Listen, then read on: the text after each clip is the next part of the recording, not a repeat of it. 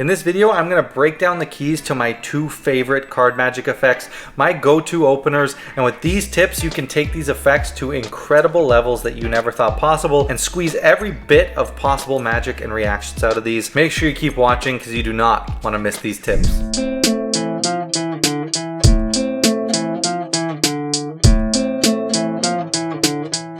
What is good, guys? It is Reed and welcome back to another video. Today we got Give Me a Breakdown episode 17, breaking down part 1 of the funniest magic reactions. He questioned his reality casual close-up performance video. I am just sitting down filming some brand new videos for you guys. The last 2 months we have been on a tutorial extravaganza. It has just been tutorials. We have finished the tutorial extravaganza. We are going to get back to the regularly scheduled series. Lots of tutorials to come, lots of mentalism, but we're going to get back to some of the great series that are some of the best series here on the channel. Dear Magicians is coming back with a bang. How to Make Your Magic Better is coming back with a bang. Street Magic coming back with a bang, and it did already. A brand new Street Magic video came out last week. Make sure you go check that out. And today we're bringing back performance breakdowns with a bang with episode 17. This is a super unique breakdown because this is more of a casual performance, right? A lot of what you see is more formal, more street magic stuff, but this is like truly a casual to some friends and some people that I had just met. And this is a lot more similar to what a lot of you guys might perform, right? A lot of you are performing for friends and family. So in this video,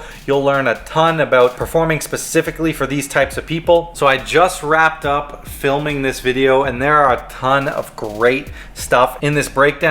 So in part 1, we're going to be looking at 2 of my absolute favorite card magic effects. Now in part 2 of this breakdown, I jump into some incredible sort of mentalism material and some theory on that, which you do not want to miss. So make sure you're subscribed to the channel if you are not already. As always, if you guys would like some help with anything card magic or mentalism related, private lessons are the best place to do that. I can help you one-on-one on absolutely anything it is. You can learn some of my best material, some of my best effects. You can check out my private lessons at the link in the description, or if you'd like to learn the best mentalism content here on YouTube, it is also linked in the description on my mentalism membership. Thank you to all the new members who have joined recently. I really appreciate it. Also, I will be doing a Q&A video soon, guys, so please drop your Q&A questions down below.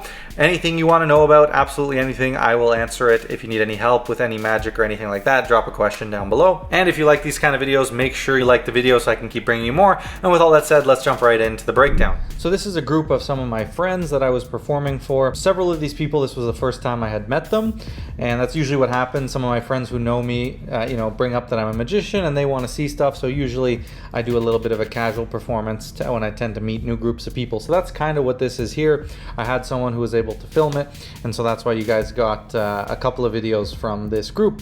And it was a great little performance, but I think there's a lot of value from this video in how to perform in casual situations, how to handle it, especially when you have more skeptical people kind of watching you. Your friends, family can tend to be less afraid to kind of heckle you in a way.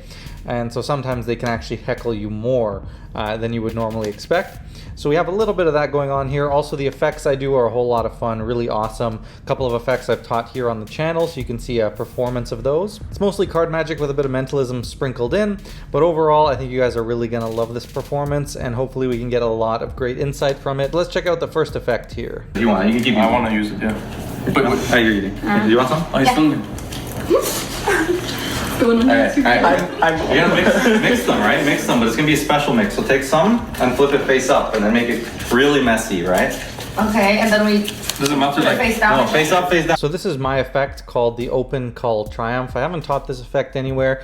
It's my handling of a mix of a couple different triumphs, but it's the way that I always do the triumph. You guys have probably seen me do it a couple of times here on the channel. It's one of my go-to effects, one of my favorite openers when it comes to card magic. It's something I'm super comfortable with. When it comes to openers, you really want to pick stuff that you're comfortable with. Again, new group of people, so I am performing the first piece of magic that they've ever seen from me and possibly ever seen in, ever. So I really want to make sure I put on a really good performance and everything goes well. And one of the most important things is starting off strong and establishing that credibility. At this moment, they have no idea. Like, you know, if I'm a rookie, if my magic's going to be no good, like they have no idea. So I want to hit with something hard and something that I'm comfortable with. So for me, my openers for card magic are two effects that are a little bit more difficult for most, especially with the way that I do the Triumph, as you'll see in a minute. But for me, very comfortable and fully in my control. So I do this, and I do Unshuffling the Colors by Kostya Kimlat, which are my two main go-to card magic openers. They're super strong, some of the strongest card magic you can do. So with the Triumph, I think it's super important that if you're doing a method that allows that you can let the spectators shuffle and do the mix and really feel that moment. I've never been a huge fan of, okay, I'll take half the cards face up and half the cards face down, and then you mix them together, you know, and then you go, it's back to face to back and all that. The reason is I find that it doesn't leave a lasting impression. It's the same thing I kind of talk about with ACAN. How do you make that an impactful effect? How do you get good reactions? Well, the key is to get the spectators to care about the effect and understand its impossibility. Now, as magicians, we fully grasp and understand, you know, why a deck of cards mixed face up and face down, you know, fixing it with a snap is so impressive. You know, we all love ACAN because naming a random card and a random number and that miracle is just so pure and perfect. But to the spectator, they don't always understand these things. And I've talked about this before in my How to Make Your Magic Better series, which is my series all about magic theory. And I have a video all about stating the obvious, which I'll link up above, and why that's so important. And stating the obvious is so important because it builds that connection. It brings the spectators into our world, right? You all often hear, don't narrate everything you're doing. Don't say, oh, I'm going to shuffle the cards and I'm going to cut the cards. But to an extent, you need to do that, right? If I do a Triumph and I just go like this, and then I say, look, and all the cards are fixed, and I don't spend any time saying, watch as the cards mix face up and face down, watch as I shuffle them and create a mess. I'm not establishing any context. I'm not establishing any start of the effect so that the ending can be impressive, and I'm not bringing them in. With spectators, you often have to be very, very explicit with what you're doing to get them to register what's going on and the impossibility. That's why things like recapping are important. That's why I always am very vocal about what's happening in the effect, and you'll see that throughout this performance. I state clear as day what's happening, even when they can see it happening right in front of them. And so to get back to my point, that's why I've never liked the whole, oh, you can see cards face up, face down, and when the magician does all the shuffling, because it doesn't instill the fact in them that the cards were mixed face up and face down as strong as something like this does, and they don't get that memory, they don't get to see it. Now, if you have a method where you can't, maybe you can't let them do the shuffling, but you can at least spread the cards, or at the very least dribble the cards and show them that they're all mixed. That's a step up from the, oh, there's some back to back, face to face. That's definitely a step up from that because they get at least an image that they can print in their mind. But with that other version, you're not giving them anything, right? They just kind of have to go off your word.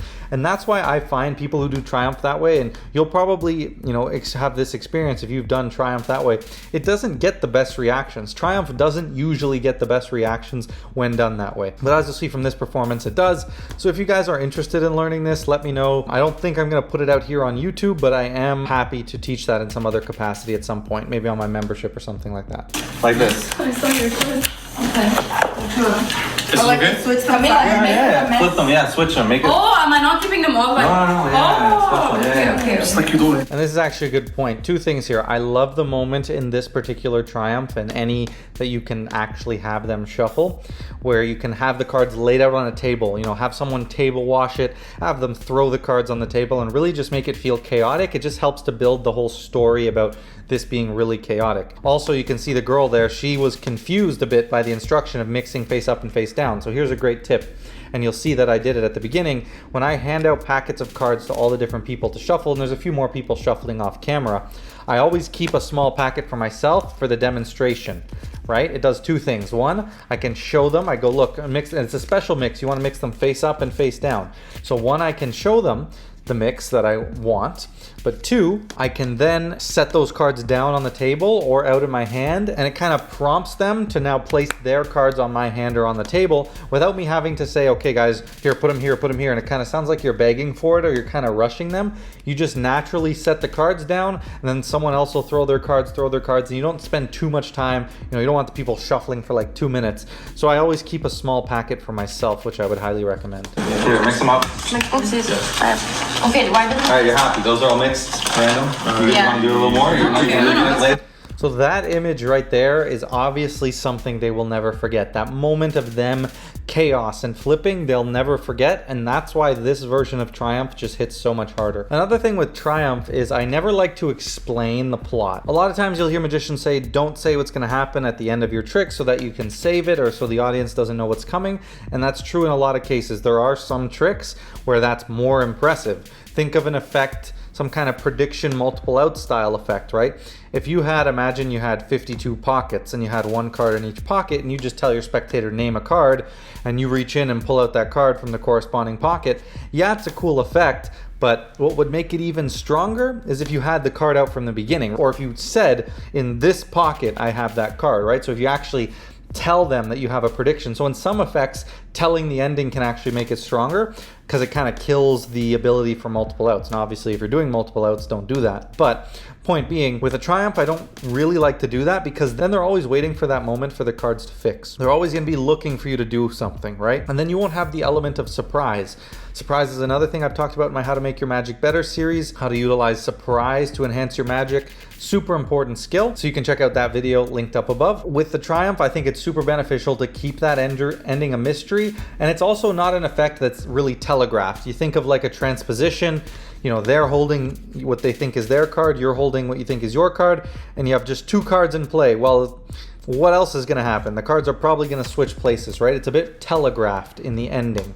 A lot of effects are kind of telegraphed in the ending. I don't think Triumph is. And you can see the girl a second ago, she said, I'm very intrigued by what's going on. And the confusion here, they're not really sure, okay, well, where is this going? And then you can do all the work, get the deck fixed, and then in your recapping, let them know what's going to happen. And now you're 10 steps ahead. And the magic can hit that much harder because now when they're looking for something to happen, the work's already done. So you see the mix, right? Don't forget this. I don't want you to think later your eyes were playing tricks on you. Okay, wait, I can't see you. Wait. Okay. Again, another moment before I even get into the effect where I'm re-establishing that mix one last time. I need someone to pick one. Who wants to pick? No. I was here first. We already picked it. Yeah. Okay, so look, as I go through. So important little thing here, you know, a couple of things that people ask about, especially when you're in more casual settings, like if you're paid, in a lot of situations, people are a bit more accepting to watch you and listen to you because you're paid, you're there, you're hired. Well, oftentimes they want to see magic. And when you're in more casual settings, sometimes friends or family or whatever, not everyone's going to be all that interested because a lot of times, you know, someone or a couple people might have asked you to see magic, but not everyone, right?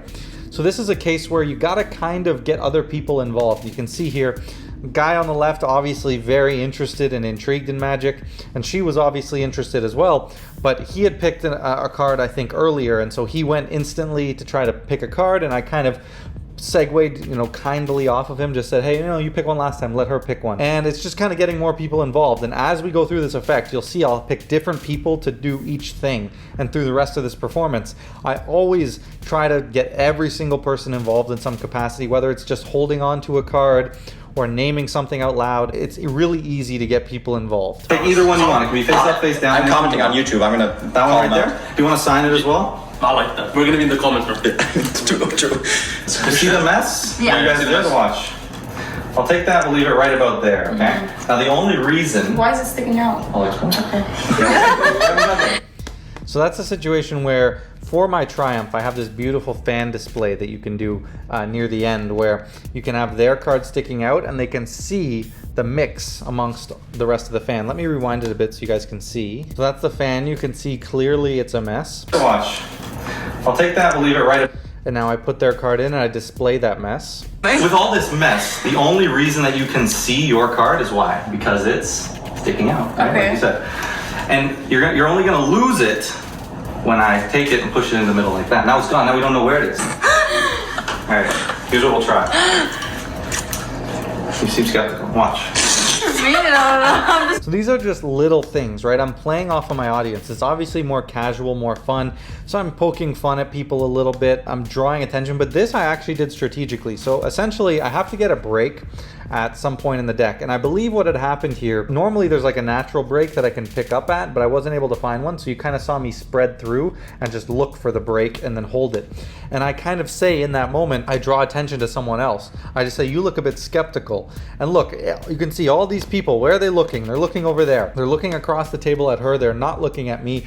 while I get my break and get ready for the next part. Look, I don't know where your card is. Your card might be face up like this one. It might be face down like this one, but I don't know. And this is actually a huge moment that this very performance caused me to change this trick. Essentially, at a moment in this triumph, I have to execute a half pass. And instead of doing, a covert half pass, I just do it openly. I say, look, your card, it could be face down like this or face up like this. And I use my hand to turn over the packet. And what I used to do is turn it over, and then as I'd bring it back, I'd flip everything over. But what I realized from this performance, as you'll hear in a moment, and I'll rewind so you can see the moment I do it, but I'll kind of go like this, I'll point it, and then I'll turn it back over as I place it on. But you get that kind of twirl. You get that flipping over of the deck where it should just go back on like this, but I come here and give it an extra flip. And I never had anyone call that out or notice it, but in this performance, she said, oh, I saw a little flippy thing. And I think at the end, after the reaction, she actually calls back to that. Said, I don't know how you did it, but it has something to do with that little flip. Normally, my routines are pretty solid, but this was something that really made me think about that and say, well, why don't I just do it differently? So now what I do is I say, your card might be face up like this one, and I set it on top like that without the flip. And I've actually found a way to reverse it in the same action. So what I used to do, you see the deck's face down, so I'd come over, I'd point, and then I'd flip it over in this way, and you get that weird kind of flip thing, right? But I figured it was covered by the routine and everything, so I didn't sweat it too much until this performance. But now what I've changed it to is I pick up the packet, I point, and then I just set it down like that, and I reversed it. So there's a extra little move in there, but it looks way better. You just bring it over, and you set it on top. And there's no flip, because this, going like this and setting it down, looks so much better than doing that. And that's something that the audience notices. So let me rewind so you can see me do that again, and then listen to how she interprets it. So look, I don't know where your card is. Your card might be face up like this one. It might be face down like this one, but I don't know. Oh, did you see that flip? It was kind of hidden by my hand on the video, but you hear her, oh, did you hear that flip? And I'm pretty sure she's gonna call back to it later too. So it definitely hindered the reaction for her a bit on this effect. Put that on top. Key, any effect at all, but especially in Triumph. Why keep the cards in my hand the whole time? When the work's already been done, it's all done, the deck is all fixed except for their card, place that card in her hand, let the magic happen in her hand, seemingly, and this is the moment for the first time I'm gonna bring up the climax. I'm gonna tell them what's gonna happen, and now they're aware, now they're gonna start looking for it, but the work's already done. Okay, watch, take your hand up. Watch. If this works, let's see. When you get into lift. Every card. My card! Fixed itself. Every card just straightened itself. Oh, that's fucking cool. Except for one. Do you remember your card? Wow, that was cool. No, I have to get that was fucking cool. Look at her. He's shocked. Wow. He's not impressed. No, I need to know how to. You didn't feel There's something going on. No. They're all in on the transfer. Someone will be like, I know he did. You did something. No, I don't know how you did that. But you did something. People say that to me. They'll be like, saw that. Those people, bro, they're so stupid. I know. How the fuck did you do that? A little bit of a slow burn kind of reaction here, and that's something you can expect with friends and family. It's funny, people who are more comfortable with you tend to be more reserved in their reactions, right? This is still a great reaction, it's a bit of more of a slow burner. It took time to build up, and then you really see the puzzled look while they're kind of putting it all together. And the only reason that's happening is because it was so clear and evident in the beginning what's happening, so they have memories to call back to. And as they start to think, wait a second, I mixed those cards, they were all face up, face down literally 60 seconds ago. He didn't do anything. Like, once all those start to process, that's when you're getting that reaction. How the fuck did they all flip? That's my question. Thing is, like, No, but the thing is, I saw at one point they flipped. Can I talk? Oh my god. See right there, she said, the thing is, I saw at one point they flipped. And that there, when watching back this performance, was when I was like, you know what, I have to change up the way I do that half pass. I didn't like that, and this particular performance made me change that. No, listen, I saw you flipping something before you put it in my hand. But how are they like... See, she's smart. She doesn't know what she's trying to say, but she gets it. She's like, I saw you flip something, but she's trying to say, well, they were all interweaved. So she's trying to say, how did you uninterweave them and flip it? Which is exactly the method here, right? But, she doesn't know what she's talking about, but she gets it. And the reason she's kind of on the right track here is simply because of that little flip move that, from that moment I realized does hinder the effect if someone pays attention. So now we're actually going to see my other opener, right, that I always do. Again, this was a performance that was just totally off the cuff, so obviously I tend to, you know, gravitate to things I'm very comfortable with. Now we're going to see Unshuffling the Colors by Kostya Kimlat, which is, again, something that I do a lot. You guys have probably seen me do it. This is a great performance of it. Lots to learn here. Happy? And do it through one. No, you're not happy? You want to keep mixing? Everyone got except for me. Does anyone want to mix these one more time, or is everyone happy? No, we're happy. We're happy. We're happy, sure? We're happy. We're not cheese.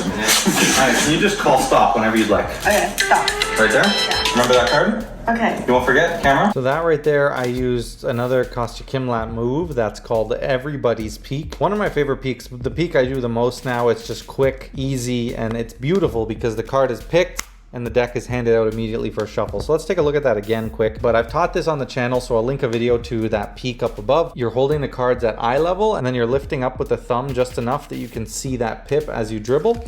But it's all about the psychology here, right? I turn my head, and I say, here, I'm gonna go through the cards like this, I'm gonna look away, and I just want you to call stop. But then I kind of do this as I gaze back, and I do this, and the second they say stop, I spot the card, and then I just keep my head away, and I do the rest of it with my eyes turned, and it gives the illusion that I was never looking. So watch how I handle this, watch my head in particular. Stop whenever you'd like. Okay, stop. Right there? Yeah. Remember that card? Okay. You won't forget, camera? Okay. Mix it, and someone take it and mix it. You want to do that? Sure, I don't care. Just so I can't. Oh, this is definitely going. But you mix it properly. So I'm gonna try to read you guys and see if I can figure out the card by like reading your mind. But I didn't do the card. So this is an effect that I've really taken from you know, the card magic side and tried to infuse some mentalism into. The reality is, guys, in 2024, mentalism is just going to get stronger reactions and generally be stronger than all other types of magic. It's just the age we're in. It's what people are intrigued with, you know. And one of the main reasons is because mentalism is still in that gray area where people don't really know, like, is what you're doing real, right? I do card magic all the time, and maybe, you know, 5% of the time do people actually think it's like magic and don't just understand that, like, oh, it's sleight of hand and you're very talented, right? I have had people think like, oh, are you just like, you know, signed on with the devil or something, or think it's black magic when I've done cards. But those claims come out over 50% of the time when I'm doing mentalism, right? People are seriously, genuinely asking me, like, is this real? You guys know I do a lot of card magic and a lot of mentalism, and I love card magic.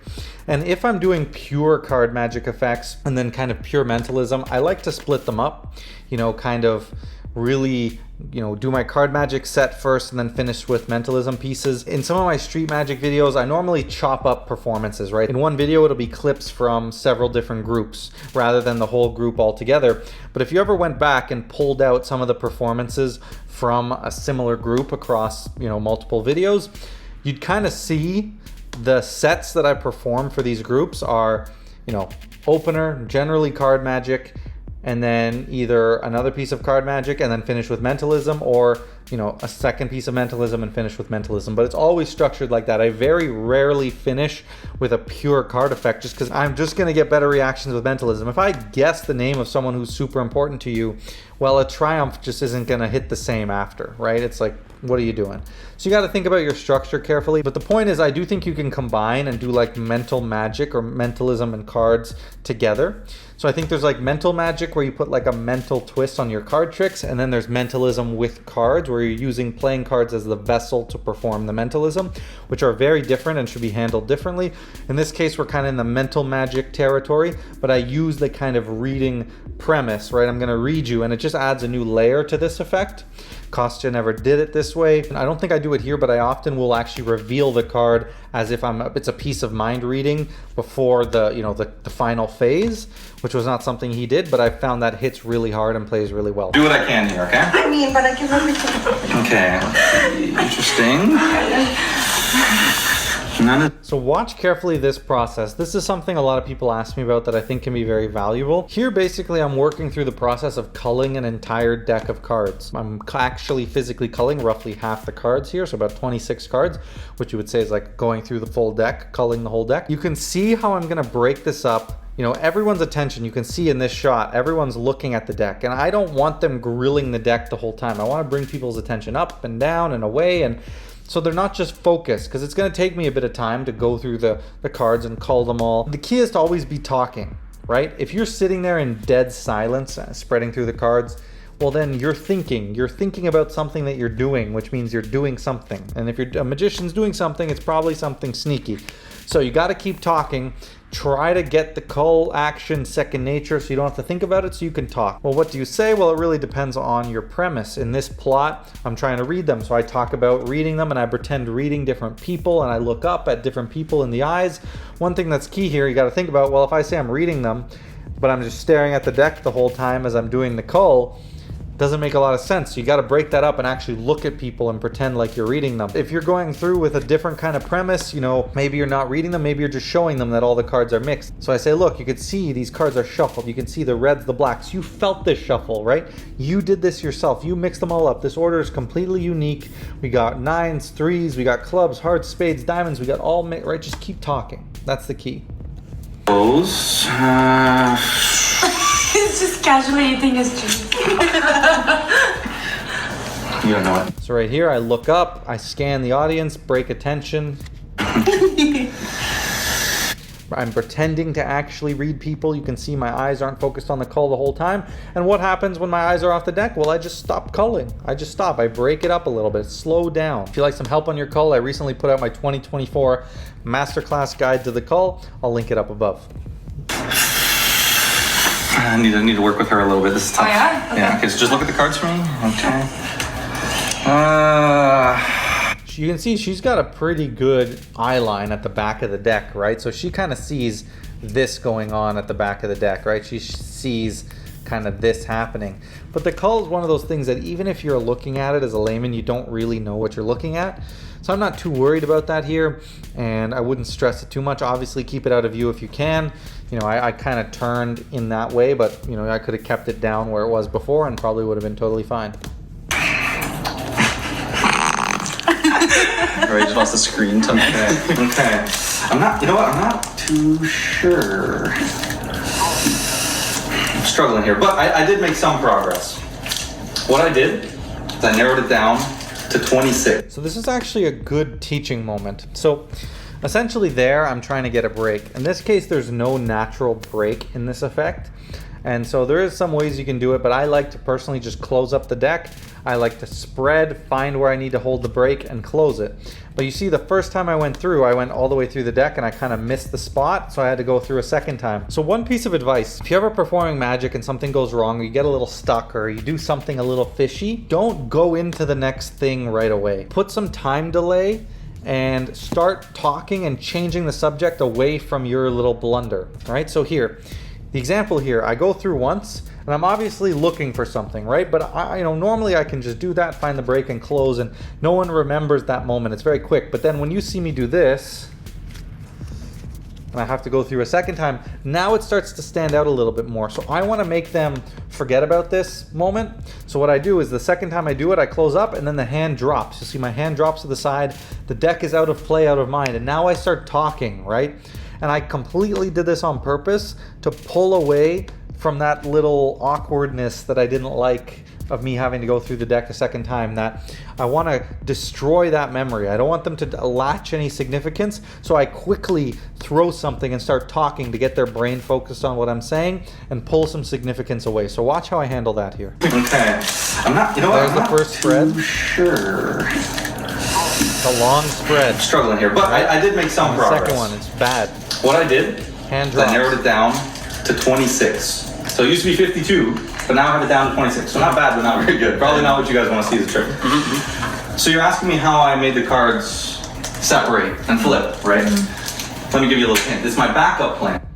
So now I've gotten all attention away. Like after that little ramble I just went on, right? Narrowed it down to 26, and you guys are really tough to read. No one is remembering me doing this for about, 10 seconds too long. I can show you. So when I don't know what a card is, when I lose a card and I can't... This is one of my favorite moments in card magic. This right here, the unshuffle, and when people see it happen, they always just lose it. because you guys are very challenging to read. Especially Rudy. Very challenging. Poker face was fantastic. How do you be sarcastic or not? I genuinely cannot tell. This is like. I say this to every group that I do this trick. Keep going. That is true. I do say that to every single group. So no, they're not special. Which she called me out on, which fair game. Script every time. So this is the backup plan. You remember, you guys shuffled this. You all shuffled it. Watch. This is what I call the unshuffle. That's it. Look. I probably would have milked that moment more. These days I milk that a lot more. You know, this was like 2-3 years ago, and I didn't really milk the unshuffle. Like now what I do is I'll take the cards, I'll shuffle them, and I'll really like let them unweave themselves like that, and you know, take more time with it. Take them. Look through. It actually separates all of the black cards. What the f? All of the red cards. It's called the unshuffle. Dude, he's done. What did he say? Hold on, we're not done yet. Oh, we're not done. I don't know. This is such a funny performance, man. But you could see how great of a reaction the unshuffle always gets. It's just, you know, from them having shuffled it at the beginning to all of a sudden me seemingly demonstrating this incredible sleight of hand. It's just, it's one of the best things you can do in card magic, in my opinion. Again, now I'm giving the cards to new people, getting more people involved. Now, obviously, I still don't know what your card is. Yeah, so this is why it's a great backup plan. In this performance, I'm going to ask them to name the card. You pretend like you don't know it, which, hey, I agree, does potentially add a bit of strength, because if you never knew it, then how could you make this final transposition happen? And that's fair, but I've found I get a lot better reactions if I do a reading at this moment, and I look and I divine the card from someone, I get another hit, right? It's a bonus hit, and I find it hits really well, and then I go into the final reveal. You can do magic. This is what's great. Just tell me the name of your card. What was it? What do you mean the name? Like, whoa, okay, what card was it? 10 of hearts. 10 of hearts. 10 of hearts. Okay, watch. Do you see it? Yeah. 10 of hearts. It's a red card, obviously. Watch. Oh no, don't tell me it's gonna be. Oh my god. So there's two reactions you get when you do this. So I don't like to say, your card's gonna go from here to here. I like to say, so that's a red card, right? And I'll point at the red packet. I'm like, so it should be in there. And then I'll mime it and I'll say, do you see it? And I'll put it in the other one. And you know, a lot of the time people click. And when that moment clicks, you get almost another bonus reaction. You could see people freak out over the thought of it happening. Not even the fact that it happened, just the thought of it happening. Because they went through those black cards. They went through the red cards. There was no other card in there, right? So they think. And so, though it feels like the cards have been in their hand the whole time, right? I get those cards in their hand as early as I can, and they're holding on to them. I add some time, I recap so they're in their hands for a while. So I'm so many steps ahead, right? It's all about being steps ahead. So now this moment's gonna hit so strong. And I love when they click in what's gonna happen, right? I don't have to spell it out. She's clicked in fully. Hold on, there's no way. I'm holding the black cards. There's no way there's a red card in here. Some people don't click in and I have them spread it and then they'll react when they see it. But I generally find that this gets the best reactions when people, you know, kind of can click that moment. That's why I like to try to paint the picture for them through kind of miming it and letting them come into it on their own. Oh no. Oh, what the f? No. There's something going on here. No, that's just so weird. No, there's something going on. Are you kidding me? Bro. He's got an extra deck in the cupboard. Check to see if he's got extra cards in there.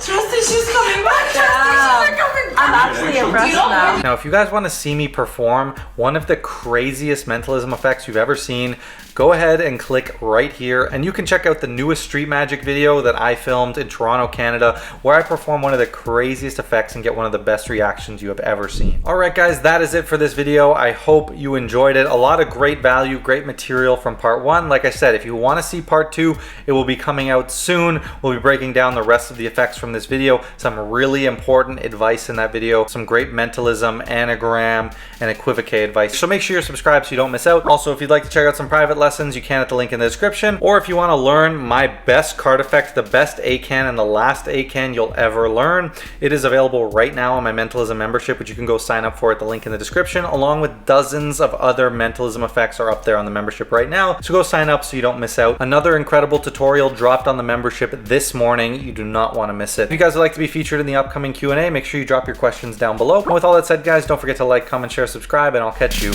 in the next video.